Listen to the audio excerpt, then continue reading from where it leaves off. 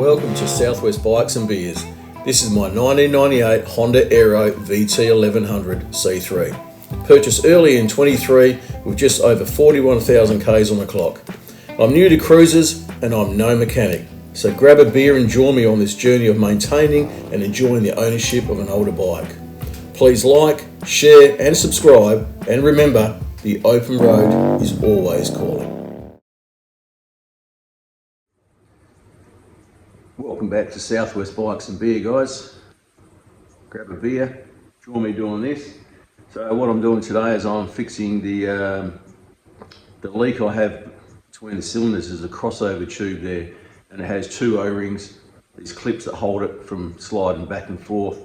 And yeah, so the O-rings, they just perish, and the longer a bike sits there, unfortunately, that's what's happening. Before I got this bike, it sat there for a few years, so it was inevitable that it was going to happen. So the task looks like it shouldn't be too much of a drama, a couple of beers, but it's going to be awkward. So you need tiny hands. It's just an awkward pain in the ass of a spot looking at it, but we'll give it a go. This is the first job I'm actually doing in the shed.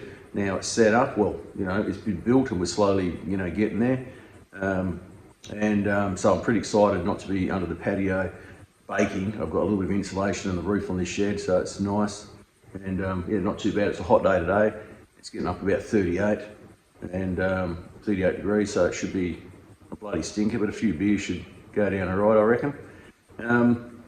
So some of the videos, or a short I posted a while back, was I went for a ride and it really overheated. So what I'm going to be doing is the crossover tube first, and I'll do that as a video, but what I'm going to be doing is obviously draining the coolant, and what I'm going to do then is I want to do the other stuff. I want to flush it, but I'll just do the video of the crossover tube, and then the other ones will come along after, as I redo the thermostat housing, but doing the flush and all that sort of stuff, and we'll give that a go. But I'll do it in different videos because it takes a long time to do the lot, but it's a lot easier, rather than having to watch a 2-3 hour video of me do the whole lot. If I break it down, it makes it easier. So if somebody wants to just do the crossover tube, they know how to do that, what tools to use, and and just give it a go themselves. So that's the idea.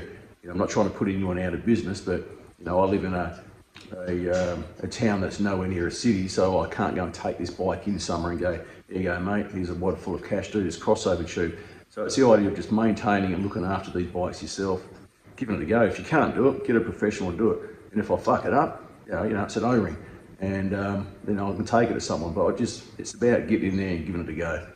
So you know what? Let's grab a beer and join me on this great journey of changing a crossover tube. Thanks for watching.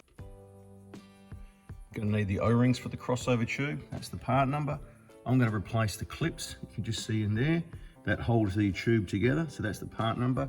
Long nose pliers, actually, to get right in there. You'll see in a minute a seal pick, which is going to be to get the O-ring off and try to get the new ones on. Trusty rubber grease, I use that on the O-ring, so you can slide on and just go in a bit better than it going on dry. I'm going to be trying a USB light between the cylinders to shine down, so we'll give that a setup, see how it goes. Phillips head screwdriver so I can get to the panel off to get to the radiator top tank, ratchet, and a 10mm. So it's just a 10mm for this one, for the drain bung, a rag, and the magnet tray. Don't lose anything, can't go wrong. Also, I'm going to be using an old container here. This is an old 20-litre oil drum, and it's nice and clean because I want to be able to reuse the coolant and put it back in. Now, I'm going to be using that light there, but if you've got any of these sort of little LEDs, little magnet ones, they're fantastic. Other than that, I have got the one up there shining down at the moment. Does a great job. Now, this job, the crossover tube, is more awkward than anything. It's not a long job, so I assume it's probably one beer. But you know what? So there's me beer there. Got the stubby holder. But you know what? I might as well make a party of it and have a few more beers. We'll get a load of this. So I've set up a battery here. So I've got the battery hooked up to one of these little USB setups. And I've got that light I showed you that goes in here. And I'll show you in a minute around this side, because we've got it's the crossover tube I'm doing, but you get a load of this. So we go from not seeing much, touching that light, look at that. Look how that you can see in there, but that right in there, right at the back, is the bloody crossover tube. You see how hard it is to get into there? See if I can zoom in a bit. Yeah, there we go. That tube, there's the clips. Once you undo them clips, one on the right, one on the left, slide that tube, and we should be able to get it out. But how good is that light? Just propping up there. Now you could connect that up to your motorbike battery, but I've just got a little car one there and that's doing the job. But have a look, see it's dripped down, there's some coolant, flow down there. It's made a hell of a mess, it's been leaking for a bit. So let's get this job happening.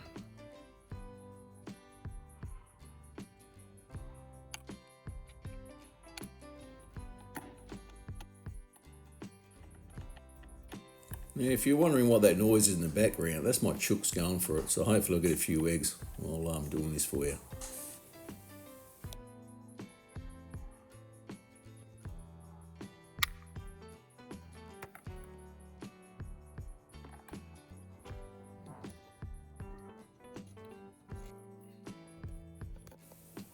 You know what? It is hard to film stuff in one hand and do shit with the other.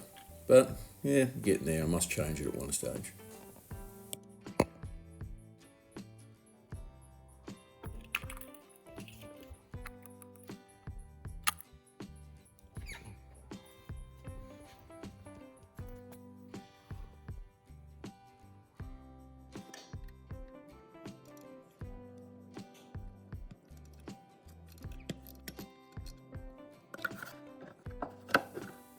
So what I'm doing here is this is the water pump, and left hand side of the bike underneath, 10 mil. So it's a bit of a bugger to get. I'm laying down and just trying to loosen it, but it's actually quite tight. So every time I try to loosen it with my hand, it's not really happening, but just let it drain out. Now if you take it right off, that little 10 mil that bung there, what happens is it will just squirt right out and it will miss the tub, because unfortunately the actual the stand is in the way to actually put a tub. Where the stand is where you want the tub to go out if you're going to let it all go out. Because don't forget, I've taken the cap off, so it's going to flow freely. I'm going to save this coolant because I know it's clean and it's hardly done anything. I'm going to reuse it. I'll put it through a screen, and yeah, so happy days. It's easy enough to do. What I've done is I've sped this up. I've taken a fair bit of out because you don't want to see me struggling with this for ages and just dribbling out. But yeah, it's not too bad. It's working all right. Drain it out. Quite simple to do. It makes it easy with yeah, a bit of editing. You don't have to see it going for ages. You're not hearing me swear and sipping beer, so it's actually not too bad. And here we have it. This is the coolant I've saved. So she's in good nick. Keep it for later.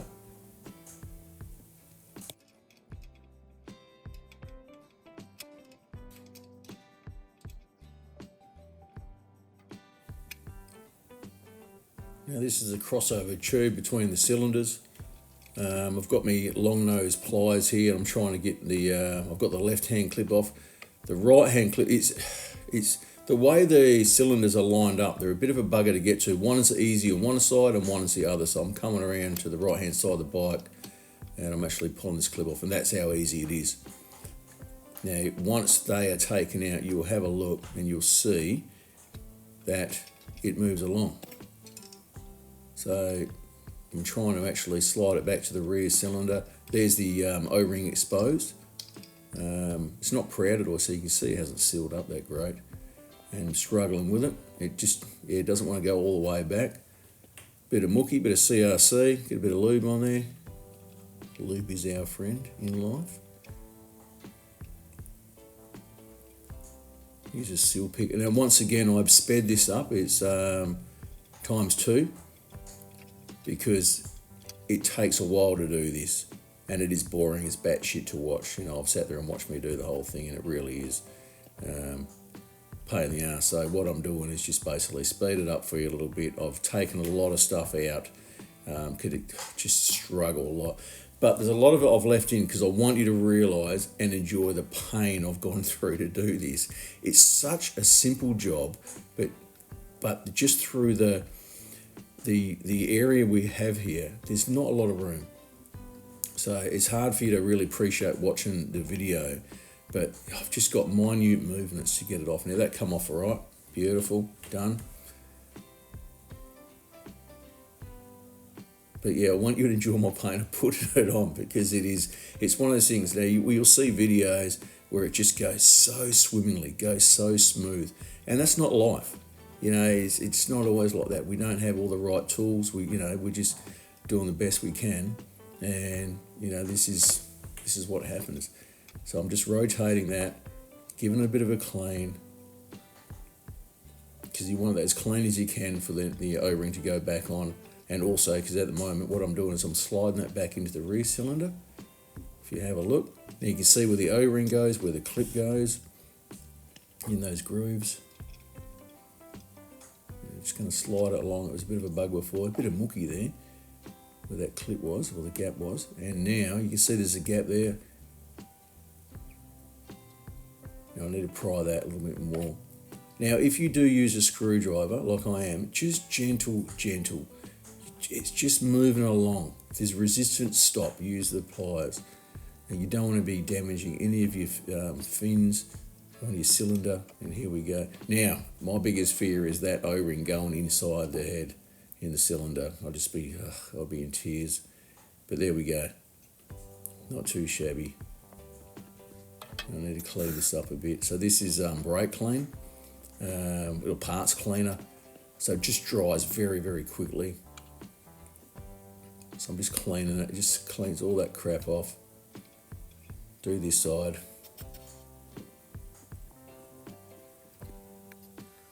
Do that side. There we go. It's not too bad. This is rubber grease. I've had that little jar forever. Now, if you're going to use rubber grease, get some decent stuff. Use a bit of Penrite. Now, what this is going to do, and I'll explain it later on, is not only does it help when it slides back into that cylinder, it won't bind and pull back, but it helps grip. Now, this is an absolute mission, so I hope you guys appreciate that I've edited out all my swearing and drinking. So every time you see a little gap in the film, you know I'm having a few beers. This is where you actually need. What would be handy is someone on the other side just to grab it and pull it a little bit, and then you'll get it on. So easy. But you've got very little vision because your hands get in the way. I mean, it's easy this side, the camera's looking at it. That light has made a hell of a difference.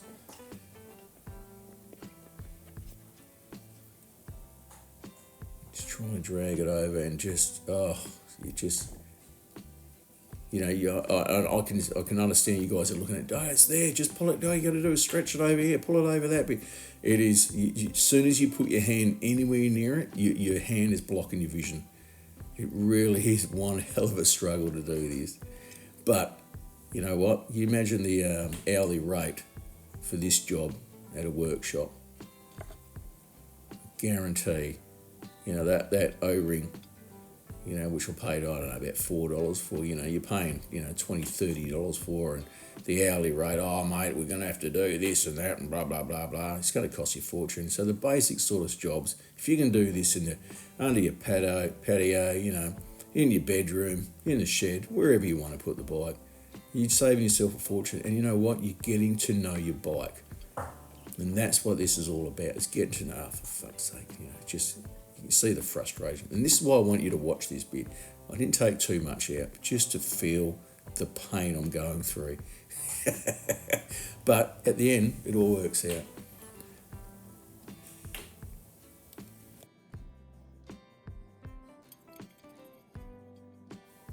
One thing I forgot to mention is that you will need a flathead screwdriver with this job.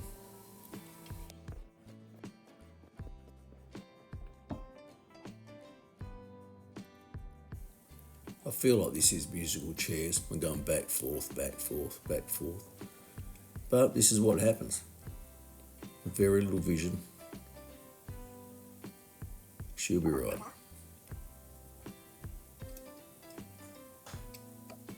Now, once I've done this, I've worked out a better system.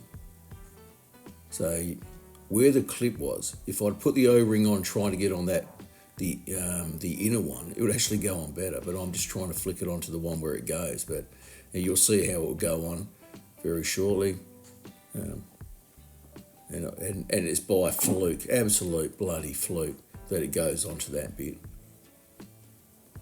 But it's like, you can see I'd never make a heart surgeon, would I?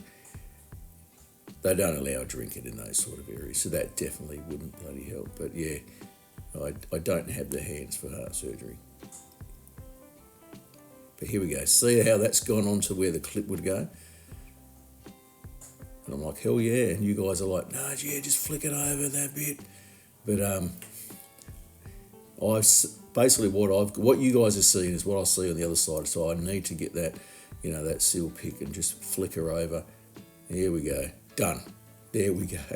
But I've got to check the other side. Is it on? Yep. Tell it's on. Slides up. Beautiful. Ready for the next one. And once again, this is just a mission. It's the same mission. But I didn't learn it. So, okay. So if you're going to do this in the future, guys, get it on to where the clip is.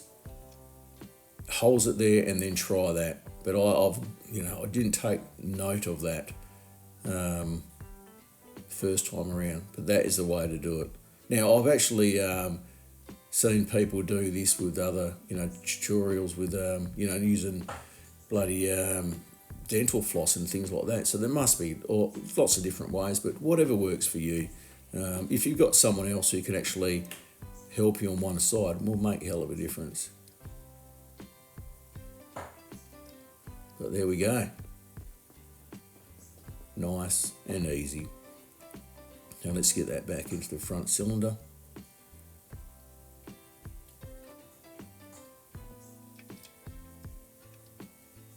Be very careful here. So what I'm going to do is grab the flathead, drag it forward. The last thing I want to do is use the pliers and, just mark up that O-ring. I want it nice and smooth. There's mucky on it. There's that, O-ring grease. Make sure you use a rubber grease. Do not use normal grease. It's a rubber grease you need to use. I forgot to mention that. Totally different. Now, I'm not grabbing the O-ring. I'm just sliding that along. You see there's not much room, the thickness of those pliers. So it's thin at one end, but just as it goes a long way in. Okay, rear clip, done. Push her up. See it's favouring the rear. I'll still need to put the other clip on and then just drag it forward a bit more. Brand new clips. These things are only a couple dollars. There we go, getting it there. Beautiful. She's all seated. Parts cleaner once again. It's easy as that, guys. So that's the crossover tube done. As you can see, it's very hard to get your hand in there. There's probably some better technique of actually getting those O-rings on, but I like to use the actual grease because it helps stick a little bit, and then when I actually slide it back through one of the cylinders, it's not going to be dry and don't like stuff the O-ring up, but that lube does help. So it's actually, a pain. Didn't take too long. I've only got a tiny bit of my beer left. And so normally what I would do now was put the bung back in on the fuel pump, which is where you drain it from the fuel pump. But I'd actually replace the copper washer. But what I'm going to be doing is, because I had that heating issue, I just wanted to fix that leak, is I'm going to put this one back in there and flush away basically, and then once I've drained that flushing system, which you'll see on the video, well then I will put new coolant in, replace the copper washer, fresh coolant, and away we go. And I'm hoping that should do it. It's a pain in the ass. The problem is it's hot days, it's a hot, it's a hot place, Australia. I don't want any dramas, so hopefully that crossover tube is all sealed up. I checked the other O-rings. You have a look at the O-rings, the old ones, and I couldn't see any dramas here. So I'm just really hoping there isn't anything from the last owner where that might have been leaking and it's actually made a bit of a hole there, because the last thing I want is, using, any silicon gasket sort of crap. Prefer to use an O-ring, but we're just gonna have to watch this spot and see how we go. But thanks for watching. It is good to do. You need tiny hands. You need about 3 people helping you, which is impossible. But it worked out all right, and I really hope you got something out of this. I enjoyed doing it. So thanks for watching, and remember, the open road is always calling. See ya.